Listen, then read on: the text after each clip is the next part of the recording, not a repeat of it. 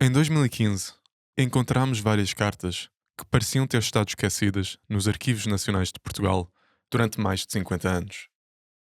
Estavam escritas num português rudimentar e endereçadas a António de Oliveira Salazar, exprimindo para com ele uma enorme devoção e gratidão. Mas o que mais nos surpreendeu foram os remetentes, crianças austríacas.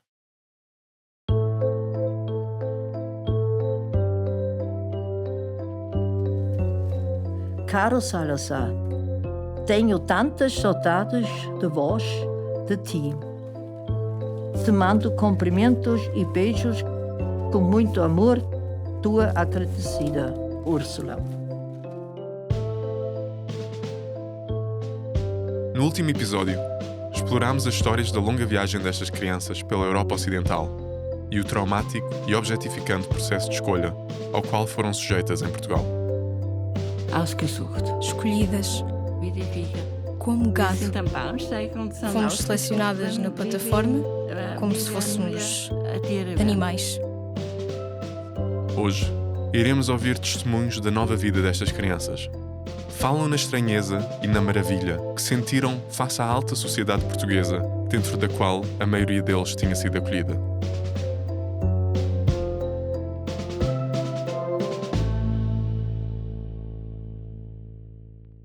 Chegadas a Lisboa, exaustas da longa viagem, as crianças têm os primeiros vislumbres do país onde iriam ficar nos meses seguintes. A minha primeira impressão de Portugal na altura foi a quantidade de luzes, os reclames luminosos em Lisboa. Eu nunca tinha visto isso na minha vida. Era um mar de luzes sem igual. Em Viena era as trevas, tudo destruído pela guerra. Mas nem todas teriam boas impressões da sua primeira noite.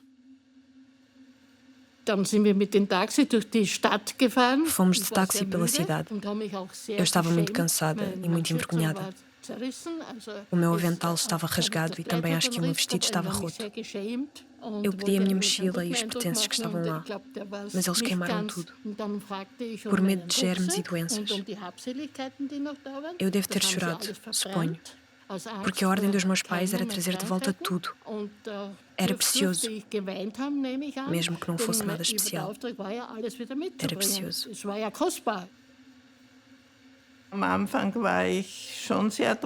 No princípio, eu estava muito triste, sempre sentada num canto. Tinha 7 anos e chorava baba e ranho. Não entendia a língua, não conhecia as pessoas. Então, o meu padrinho teve uma ótima ideia. O padrinho era caçador, tinha mais de 5 cães. Ele veio com um cachorrinho e colocou ao meu colo. Foi isso que quebrou o gelo. E assim fui integrada na família canina. O aspecto mais chocante para as crianças, nesses primeiros momentos, foi talvez o afeto que receberam dos pais e mães de acolhimento. Estava lá uma família, pai, mãe, 3 filhos, e abraçaram-me de tal maneira. Como os portugueses expressam a felicidade. Disseram, ai que linda, que linda. E eu não sabia o que diziam e eu pensava, ai que barulhento, tenho tanto medo, não percebo nada. Tinha medo. Depois o mais lindo foi a minha irmã de acolhimento, que imediatamente me devorou com os olhos. Foi amor à primeira vista. Ela lavou-me, despiu-me e pôs-me no banho. Ela indicou-me, não é preciso ter medo. E fomos para um dos quartos, estava lá a banheira e eu pensei, isto não pode ser verdade. Um quarto de banho, uma banheira, e eu pensava que estava na casa de um rei. E dizia sempre isso no início. E ela foi tão querida, lavou-me e, entretanto, como eram 3 filhas, já tinham vestidos preparados que ainda tinham da família. E mostravam-me isto, e isto, e isto, e perguntaram-me o que é que eu queria. Mas a mim era-me indiferente, era tudo tão bonito que não tinha coragem de dizer o que queria. Faziam-me festinhas e davam-me beijinhos. Não tinha recebido nos meus 8 anos de vida tantos beijos como recebi naquela noite.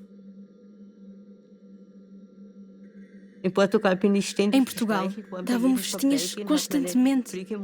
Sempre que passava por mim, a minha mãe adotiva dava-me festas na cara e no cabelo, o que não era comum connosco.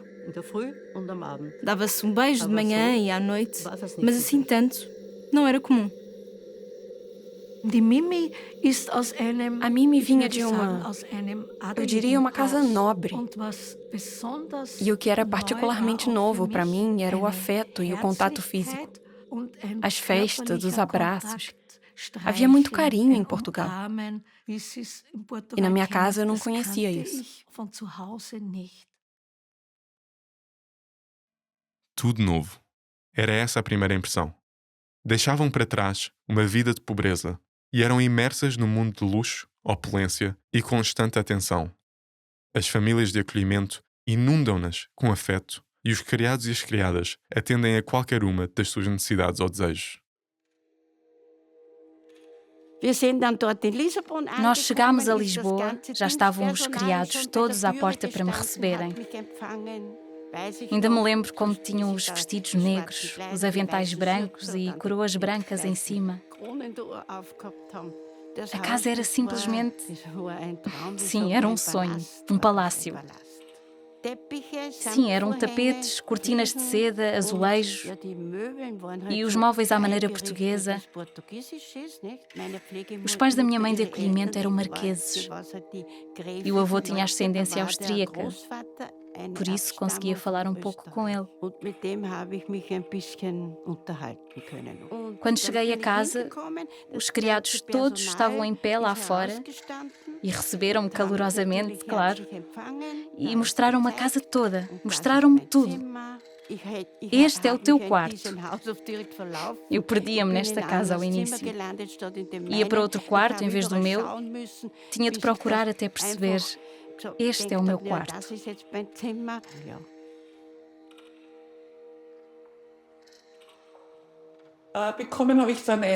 Recebi então uma menina, a Joana, que era a menina encarregue de mim.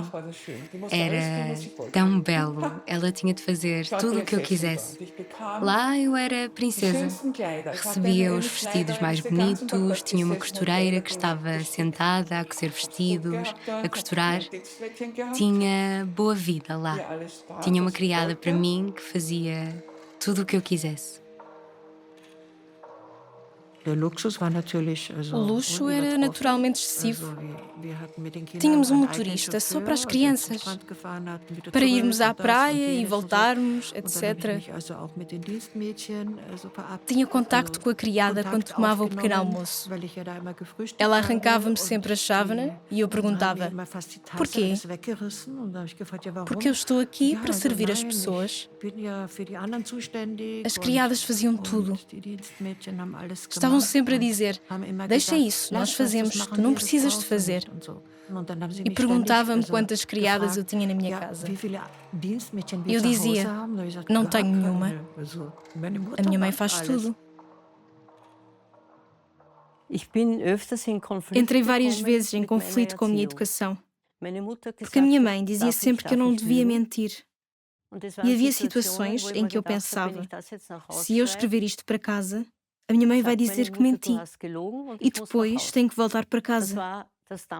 Esta era a minha situação. Era como a espada de Damocles. Porque eu pensava: se a minha mãe agora vai escrever à Cáritas e dizer que a filha mente, eu tenho que voltar imediatamente para casa. Por exemplo, eu tinha uma boneca e na casa de banho havia um bidé. E eu não sabia o que era. E pensava que era uma banheira para a boneca. E não podia escrever isto para casa. Ninguém vai acreditar nisto, que existe uma banheira para uma boneca. No imaginário alemão e austríaco, existe um lugar mágico chamado Schlaraffenland, no qual a comida é abundante e omnipresente, onde fluem rios de leite e mel, os rochedos são feitos de queijo, salsichas crescem nas árvores, e até as casas e o mobiliário são comestíveis. Este conto de fadas, que servia de consolo e escapismo às crianças esfomeadas do pós-guerra, tinha-se tornado numa realidade em Portugal. Ao pequeno almoço, ela perguntou-me o que eu queria. E eu disse, café. Em casa, nós só tínhamos café de figo. Não era um verdadeiro café de grão, mas substituía o café. Mas em Portugal, naturalmente, há café verdadeiro, de grão. Café. Num copo com um montão de açúcar. Açúcar! Era tão fantástico. Parecia-me as mil e uma noites. Ou talvez a Cinderela. Uma criança pobre que entra na riqueza e de seguida tem vestidos lindos. E havia tudo em abundância. Por um longo período de tempo só olhava muito espantada. Nas primeiras semanas estava sempre muito doente porque não suportava a comida. Para mim era estranha. Era muito peixe e muita gordura. E isso é difícil de digerir para uma menina tão desnutrida. Isso só se normalizou no decorrer das semanas. E depois aprendi a gostar desses alimentos.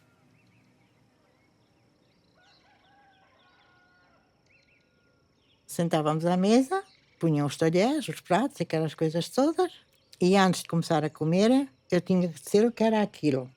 Enquanto não dissesse, por exemplo, que aquilo era uma colher e coisa, não comia. E foi assim que fui aprendendo.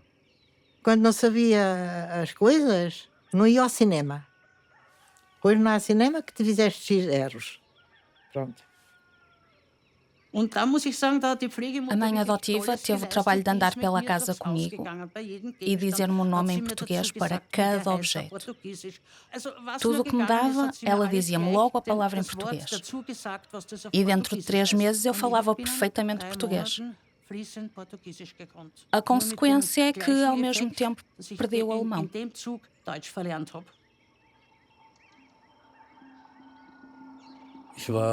Eu estava no pequeno almoço, tinha pão e café, mas a mim faltava-me uma coisa, a manteiga.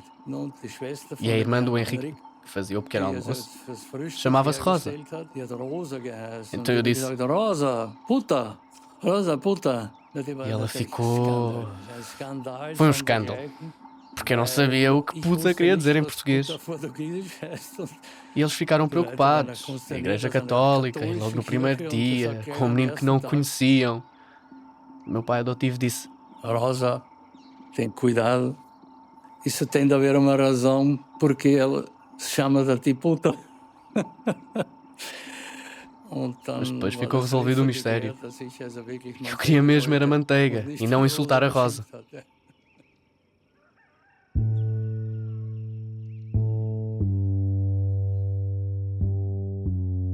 Uma parte central na vida da criança constitui naturalmente a ida à escola. Em Portugal, para as crianças austríacas, esta experiência não era só caracterizada pelos fatores determinantes de uma língua e cultura diferentes, como também pelo contacto com crianças portuguesas, que, na grande maioria dos casos, eram significativamente mais pobres. Todavia, após más experiências, ou por falta de vontade, muitas crianças austríacas acabaram por não ir à escola. Os pais de acolhimento optaram por providenciá-los com aulas particulares. Eu escrevi ditados sem erros. E os portugueses escreveram com erros.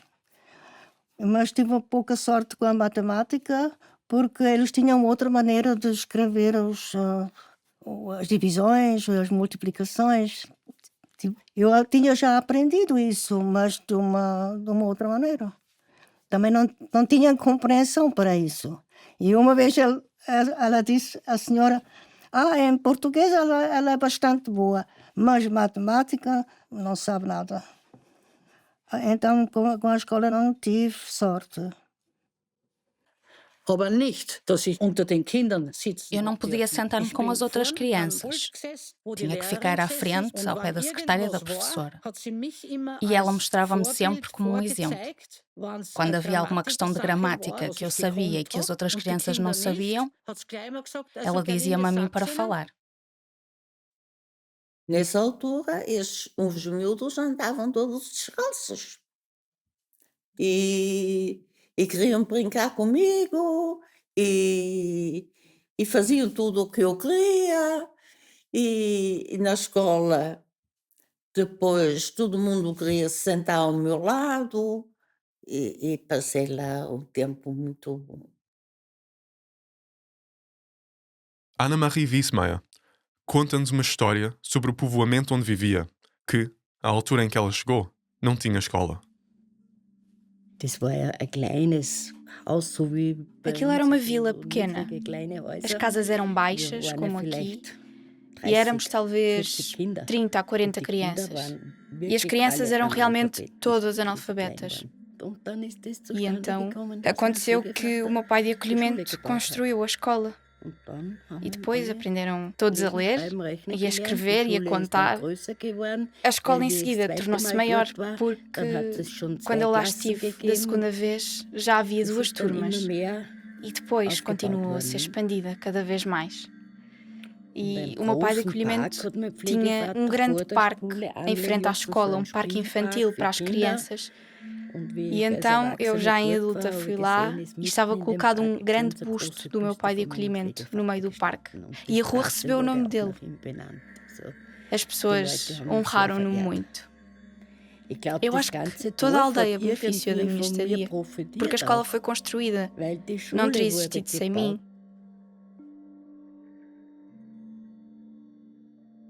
Portugal era marcado por um conservadorismo religioso e uma profunda desigualdade de género.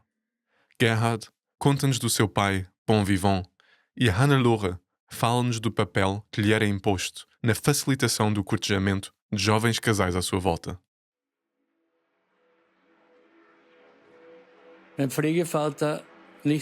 Lembro-me que o meu pai de acolhimento, que era solteiro, viajou muito por Portugal. Não havia autoestrada, por isso era um dia inteiro para chegar a Lisboa. Lembro-me que parávamos sempre nos leitões perto de Coimbra. Eu gostava de comer e de viver bem. Era um bom vivant nesse sentido. Eu estava na casa dele, dormia no quarto perto dele e ia para todo o lado com ele. Também ia com ele ao café quando ele ia jogar dominó e eu jogava bilhar. Ele também gostava de ir ao casino. E eu, com 8 anos, também fui ao casino. Mas não era a sala de jogos. Houve uma noite onde também fui e estavam lá umas raparigas. Mas para uma criança pequena como eu, não reparava. Havia música, havia danças, havia um programa de variedades e eu divertia-me sempre. Mas posso imaginar que muitas pessoas devem ter dito: pobre rapaz, uma ligação a Cáritas, uma ligação religiosa, vem para Portugal e conhece logo a chamada vida noturna. O mais interessante para mim foi como as filhas estavam todas em idade de casar. Em Portugal, quando não eram casadas, não podiam sair sozinhas e então levavam-me sempre com elas. No começo eu não entendia nada. Os homens mimavam-me, davam-me coisas e isto e aquilo. Minha irmã favorita levou-me uma vez a um concerto de gaita de foles numa floresta, na borda da floresta. E isso foi interessante para mim, claro. E de repente, eu estou sozinha, não consigo encontrar os dois, e mais tarde vejo-os a sair da floresta. Apesar de se encontrarem num país em paz, em um contexto familiar estável e afetuoso, as crianças austríacas sofriam ainda com os traumas da guerra recente. Lembro-me perfeitamente que no Minho, qualquer festa tem foguete. Pim, pim, pim, pim. E as pessoas, onde é que está a Carlinha? Onde é que está a Carla? Onde é que está a Carla?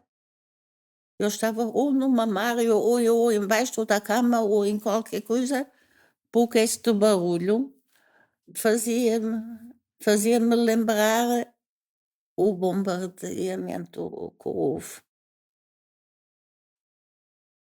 Era muito mau.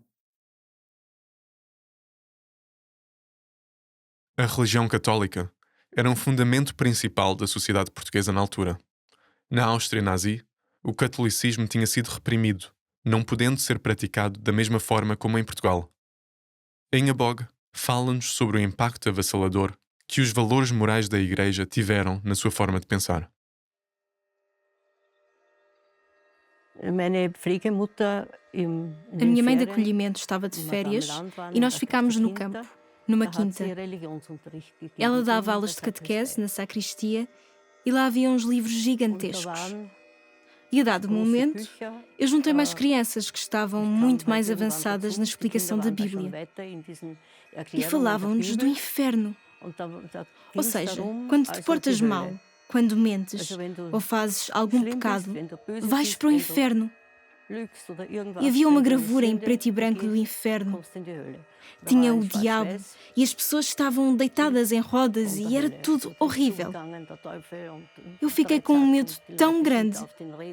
A minha mãe adotiva disse, Celina, como ela se chamava, olhem para aqui. Vocês não podem fazer nada de mal. Vocês têm que ser sempre bem comportados. Devem rezar sempre, têm que ir sempre à igreja, senão vão para o inferno. E eu pensei que isto era imediato. Já não tinha qualquer alegria. Mesmo depois de regressarmos à Áustria, eu pensava sempre naquilo. Normalmente eu estava sempre aos saltos e ela dizia-me, anda de uma forma normal.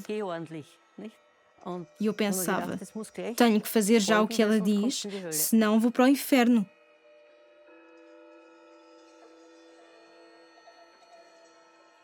Eu fiquei traumatizada com Fátima. Eu tinha tanto medo de aparições. Eu fiquei a rezar, o meu Deus, não me deixa aparecer ninguém. E o meu pai adotivo era médico, visitou os doentes e depois vinha a casa a dizer, ele vai morrer, ele já viu a Nossa Senhora na parede. Ele tinha uma aparição. Eu ouvi constantemente essas coisas. Eu fiquei com tanto medo com isso, é realmente um trauma. Na segunda vez, quando eu estive lá a segunda vez, tinha medo de morrer. Foi uma temporada que eu tive medo, foi com 10 anos. Eu não me queria endireitar na cama, porque eu disse, os mortos são direitos. Fico sempre enrolada em qualquer maneira.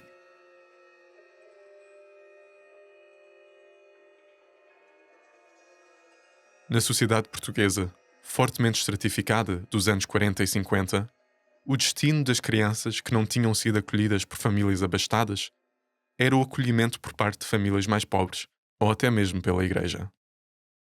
95% das crianças tinham uma vida boa em Portugal. Mas os rapazes foram muitas vezes acolhidos por camponeses para trabalhar de graça, como servos. Então muitos rapazes nunca quiseram voltar a saber nada de Portugal. Há muitas histórias cujos protagonistas não conseguimos aceder ou contactar, por isso é impossível saber exatamente quantos não desfrutaram de uma vida de luxo no meio deste empreendimento solidário. Ilse Raab, que conhecemos em Steyr, foi uma destas crianças. Chegámos à noite e ficámos numa instituição. E depois, como não tinha sido escolhida por ninguém, fomos para a casa do padre. Apenas fui selecionada no segundo dia. Mais tarde, a minha mãe de acolhimento contou-me. Ela costumava trabalhar na casa do padre, era muito religiosa. E um dia ela voltou a casa e disse à mãe, oh mãe, estão lá tantas crianças pobres da Áustria. Eu gostava muito de ficar com uma. E a mãe respondia, Natália, isto é impossível. Nós nem sequer temos uma cama. E ela respondeu, mas o padre disse que ajudava. Estive lá 2 ou 3 dias. Eu tinha um aspecto muito sujo. Eu estava fraca e tinha bronquite. Ou seja, a Natália, que me acolheu, teve pena de mim. Natália era uma espécie de criada. Ela ia para as casas senhoriais, onde fazia diversos trabalhos. Costurava lençóis, limpava. Eles de certeza que eram pobres. Eu tenho essa impressão. Eu estava num hotel. Eu não estava alojada junto com os pais de acolhimento. Tive que dormir com a empregada num quarto. Realmente tive uma relação mais forte com a empregada, porque ela estava praticamente a tomar conta de mim. Os pais limitavam-se a apresentar-me aos hóspedes do hotel. Ele dizia: há uma criança austríaca. Venha aqui, apresente-se. E foi isso. E alguns hóspedes eram muito agradáveis e diziam: vem cá. E falavam comigo. Mesmo assim, tive uma vida melhor lá do que na Áustria.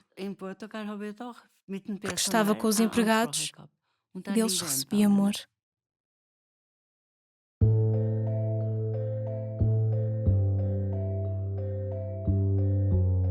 Ao longo das entrevistas que conduzimos, também ouvimos falar de episódios de abuso sexual. Também estes nos foram contados em segunda mão. Tenho a sorte que fui a primeira a ser entregue. Era também uma das mais novas. A menina maior era 4 anos mais velha, tinha 10 ou 11 anos. Ela foi entregue a um padre e ele acolheu-a. Eu brincava com ela muitas vezes e, de alguma forma, sempre me pareceu estranho ela querer sempre brincar aos médicos comigo. E eu simplesmente não queria. Mas, de repente, ela desapareceu, não estava mais em Torres Vedras, sumiu. E uma vez, quando fui de carro para Coimbra com os meus pais adotivos e fomos ao convento, ela estava lá, atrás das grades. E estavam umas freiras que deslizavam de barriga, de joelhos até ao altar. E eu perguntei à rapariga porque é que elas não se levantavam, porque é que não estão em pé. E ela disse-me, é uma ordem que tem para fazer isso e que ela tinha de o fazer também. E eu perguntei, então, porque é que tu te foste embora da paróquia? E diz ela, pronto, sabes, ele brincou um pouco comigo. E eu perguntei-lhe, como é que ele brincou contigo? E diz ela, pronto e tal, mas depois fui para o convento. O padre tinha iniciado uma relação com ela, uma relação sexual, e quando estava sentada ao colo do padre, entrou uma mulher pela porta e, claro, foi um escândalo. E ela teve de ir para Coimbra, mas ela dizia que o padre era tão querido e que tinha gostado muito de ter ficado com ele. Mas no convento, diz ela, foi absolutamente horrível.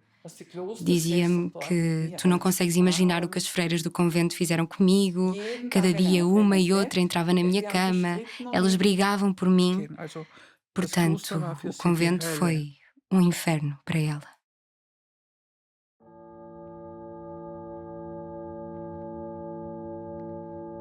Heinz Müller foi uma das poucas crianças com experiências negativas que conseguimos contactar.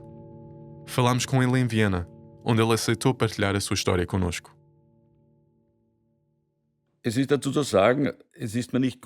Devo dizer que as minhas experiências não foram muito boas. Estive numa casa que pertencia a um padre. Tinha 6 anos. Não sabia falar português. Eu estive praticamente preso durante 10 meses naquele sítio e nunca saí. Sem nenhum contacto com o mundo exterior. A comida era pouca. Tão pouca que às vezes comia os restos das hóstias. Havia pulgas na cama. Então regava-se a cama com inseticida. Este inseticida estava dentro de umas caixas que vinham dos Estados Unidos e não era nada saudável. Era um ambiente extremamente frio, num jardim muito grande cercado por muros altos, laranjeiras e mais nada. Não brincava com crianças. Uma pessoa fica completamente sozinha quando chega a um país onde não conhece ninguém. Tem uma língua estrangeira. A alimentação é completamente diferente. E onde infelizmente não há qualquer amor. O padre jovem certamente não estava mentalmente bem. O padre mais velho dava um bocado mais de carinho, mas já estava nos seus últimos dias. Havia vontade da população em acolher, mas certamente houve também uma certa obrigação formulada pela Igreja. Impuseram crianças a pessoas que provavelmente nem as queriam ou não tinham condições para as ter, ou que depois não teriam o suficiente para dar aos próprios filhos. Uma pessoa está mesmo encarcerada. E à igreja, onde o assistente do padre tocava os sinos, de resto não havia nada. Nenhuma conversa, nenhum gesto, nada. Na mesma aldeia havia outros 2 rapazes de Viena. Eu tinha 6 anos, o outro 8 e o terceiro 10. O de 8 anos tentou contactar-me várias vezes, o que o padre impediu, por todo o mal que os alemães e os austríacos fizeram aos judeus. E mostrou a esse rapaz de 8 anos imagens horríveis dos campos de concentração, que ele não conseguia entender. Ele, na minha perspectiva, foi certamente alguém que odiava a Alemanha. Senão nunca teria mostrado a uma criança de 8 anos fotografias dos campos de concentração onde se viam os cadáveres de judeus. O meu amigo não fazia a mínima ideia o que isto era.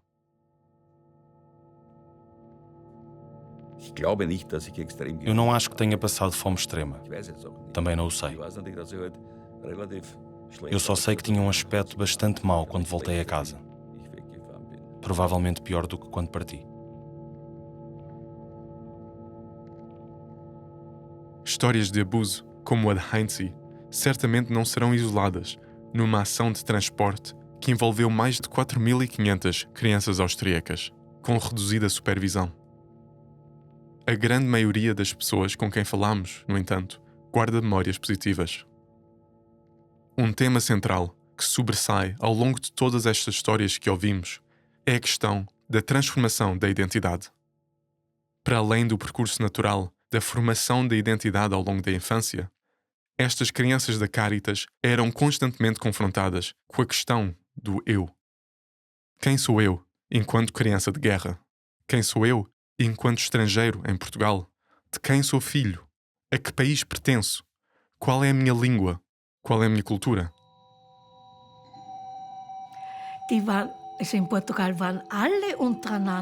As pessoas em Portugal eram tão amáveis umas com as outras. Aprendi a língua muito depressa. Após 2 meses, já fazia mais erros em alemão, a escrever as cartas para casa do que em português. Escrevia praticamente como uma criança de 2 anos. Anneliese, vestido vermelho. Queria dizer que eu tinha recebido um vestido vermelho. É muito marcante como o eu tinha outro significado em Portugal. Eu diria quase uma outra identidade. Eu fiquei tão impressionada com aquele país. Nem consigo lembrar-me de ter tido saudades de casa. Nem me vinha à cabeça querer voltar para casa. Pelo menos na minha recordação.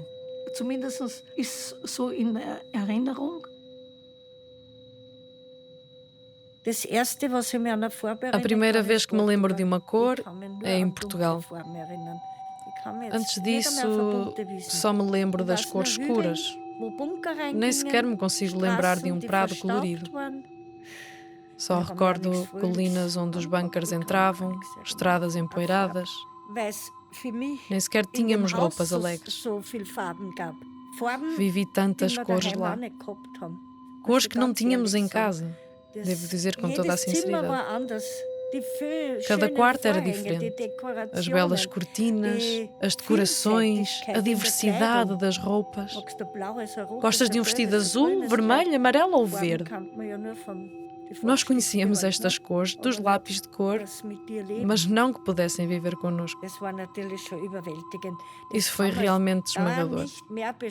Não consigo descrever como isso me impressionava. Essa riqueza e abundância repentinas. A casa de banho, tantos quartos, tanto pessoal, e eles curvavam-se perante nós. Quem és tu? Pensava. De repente somos alguém. Chegamos tão sujas. Mas essa riqueza esmagadora que me enfrentou de repente, julgo que isso lentamente cresceu dentro de nós. Torna-se tão natural, mas não é. Voltei a entender isso com a pobreza, que há 2 lados, que eu nunca entendi, que alguns têm tanto e outros tão pouco.